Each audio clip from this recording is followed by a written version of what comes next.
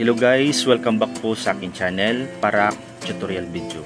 So ngayon, pag-usapan natin yung salitang due process. Ano ba talaga yung kahulugan ng salitang due process mo? Yan po yung ating tatalakayin sa vlog na ito, at kung gusto nyo ipagpatuloy o magkaroon ng kunting kaalaman tungkol po sa ibig sabihin ng due process, please stay tuned lang po sa akin channel para tutorial videos.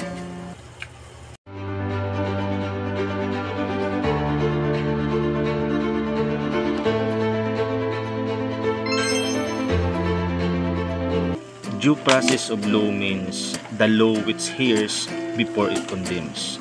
In Tagalog, ito po ay yung tamang proseso ng ating batas. No? May dalawa pong kategory yung due process. Una, yung tinatawag na procedural due process, at yung pangalawa is yung substantive due process. Alam nyo, yung salitang due process ay nagmula mismo o nakasaad mismo sa ating saligang batas o sa ating 1987 Philippine Constitution, no? Particularly sa Bill of Rights, Article 3, Section 1. Sinasabi dito na ang lahat ng tao ay may karapatan na hindi alisan ng buhay, ari-arian o kalayaan na hindi dadaan sa tamang proseso ng ating batas. Now guys, i-discuss muna natin yung salitang procedural due process. Ano ba ito? Ito po yung karapatan ng tao na dadaan sa tamang proseso.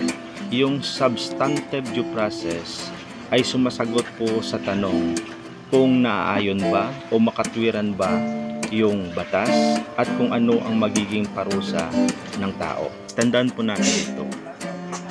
Kahit na ang lahat ng tao ay may karapatan tungkol po sa due process o tamang proseso, ay mas may mataas pa rin na kapangyarihan yung ating gobyerno.